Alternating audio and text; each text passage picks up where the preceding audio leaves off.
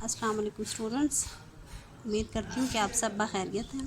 Student, हम history of Islam intermediate part 2 का 4th lecture पढ़ रहे थे।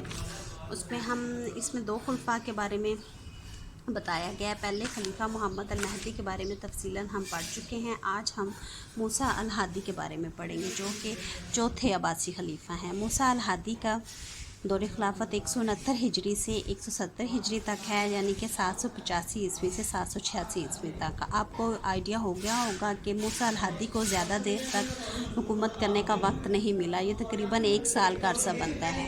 तो महदी ने अपनी वफ़ात से पहले ही बतौर जानशीन मूसा अल हादी को अपना पहला जानशी मुकर्रर कर दिया था, और जिस वक्त महदी की वफ़ात हुई उस वक्त ये मूसा अल हादी जरजान की मुहिम में मसरूफ़ था।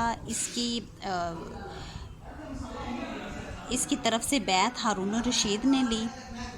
दोनों हादी और हारून दोनों भाई थे, और ये बेटे थे मलका खैज़रान के। मलका खैज़रान ये चाहती थी कि महदी अपने बेटे हादी के बजाय हारून को खलीफा बनाएं, लेकिन महदी की वफ़ात से पहले ऐसा नहीं हो सका, तो हादी को ही खलीफा बनाया गया।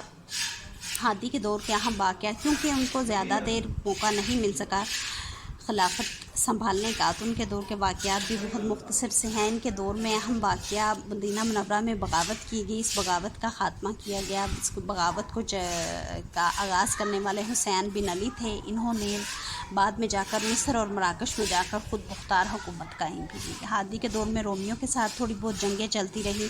हादी ने अपने दौर में अपने भाई हारून की बजाय अपने बेटे को जानशी बनाने का ऐलान किया, लेकिन उसकी अनटाइमली डेथ की वजह से ऐसा नहीं हो सका था।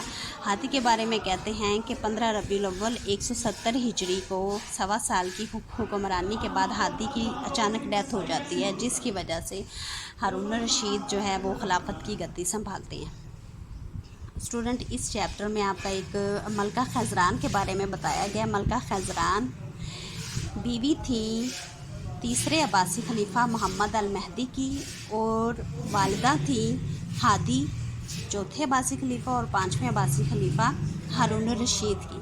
खैज़रान के बारे में कहते हैं कि इनका नाम खैज़रान बिनत अता था। ये यमन के इलाका की रहने वाली थी, और इनके बारे में कहते हैं कि ये बहुत खूबसूरत और बहुत ज़हीन और बहुत नरम मिजाज और बहुत आला अखलाक की मालिक शख्सियत थी। मलका खैज़रान महदी की दूसरी बीवी थी, और इनके बारे में कहा जाता है कि इनका महदी पर बहुत गहरा कंट्रोल था, और महदी के बहुत सारे अहम फ़ैसलों में मलका खैज़रान का मशवरा शामिल होता था। महदी की पहली बीवी मलका रीता थी, जो कि ख़ानदानी तौर पे ख़ानदानी पस मंज़र और अपने हाशमी होने की बिना पर बहुत ज़्यादा गुरूर और तकब्बर का शिकार थी, और इस वजह से आम आवाम में मकबूल नहीं थी। जबकि मलका खैज़रान अपनी नरम मिजाजी, अपनी सखावत पसंदी की वजह से और अपनी जहानत की वजह से भी आम पब्लिक में मशहूर थी। महदी कहते हैं, इससे पहले लास्ट चैप्टर्स में भी आप देख चुके हैं कि आले ब्राह्मका या बर्मकी ख़ानदान का अब्बासी खुलफा के दरबार में बड़ा अहम मुकाम रहा है, और ये अब्बासियों के ट्यूटर और टीचर हुआ करते थे।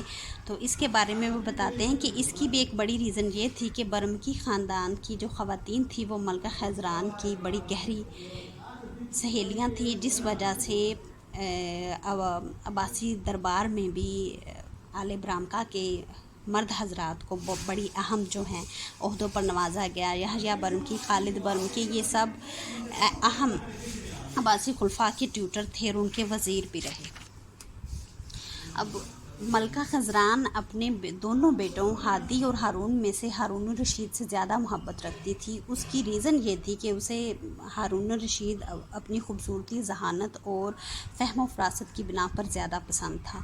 बहरहाल और खैज़रान ये भी चाहती थी कि महदी अपनी वफ़ात से पहले ही हादी के बजाय हारून को खलीफा बना दे, लेकिन महदी ऐसा नहीं कर पाया, और फिर उसके बाद हादी को ही खलीफा बनाया गया, जो कि आपने लास्ट चैप्टर में पढ़ा कि उसकी अनटाइमली डेथ थी। اس کو 1.25 سال تک کی حکومت کا ہی موقع مل سکا، اور اس کے بعد پھر ہارون الرشید کو خلیفہ بنایا گیا، اور ہارون الرشید کے بھی فیصلوں میں ملکہ خزران کا بہت زیادہ ہاتھ رہا۔ ملکہ خزران کا نام اس لیے ان کا ٹاپک الگ سے اس لیے بتایا گیا ہے کہ ان ادوار میں جب مسلم سیاست میں اور مسلم سوسائٹیز میں خواتین کھلا سیاست میں دخل نہیں دے سکتی تھی، لیکن خزران اپنی ذہانت کی بنا پر ظاہری طور پہ تو نہیں، لیکن اس نے ویسے ہر فیصلوں میں اپنی فہم و فراست سے، اپنے مشوروں سے مسلم تاریخ کا ایک طرح سے رخ موڑ دیا تھا۔ علم و ادب سے بھی اسے بڑی گہری دلچسپی تھی، سیاسی امور سے بھی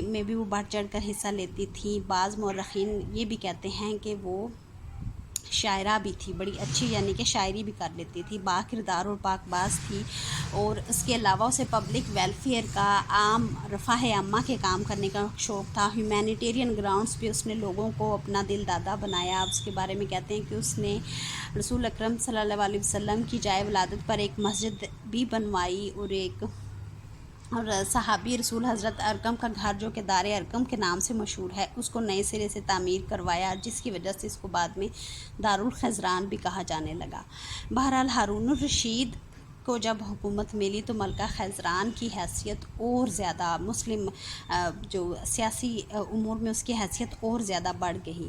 اور اس کے بارے میں بتاتے ہیں کہ 173 ہجری 789 میں وہ وفات پا گئی، اور اس کے ساتھ ہی مسلم تاریخ کا ایک بڑا اہم باب، خاص طور پہ خواتین کے معاملے میں، یا ہم فیمنزم کے سلسلے میں بھی دیکھتے ہیں کہ مسلم ہسٹری میں خواتین نے جو اہم کام کیے ہیں، اس سلسلے میں ملکہ خزران کا نام ہمیشہ جانا جاتا رہے گا۔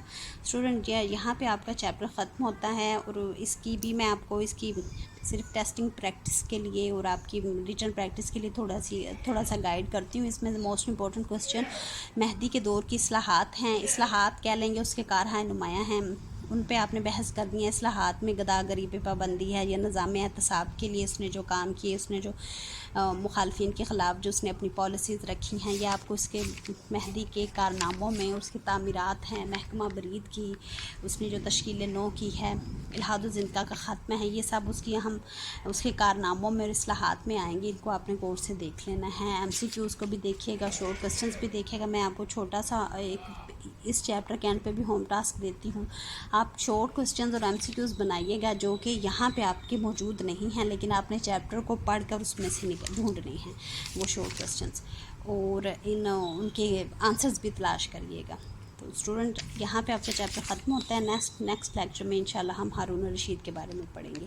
تب تک کے لیے اللہ حافظ۔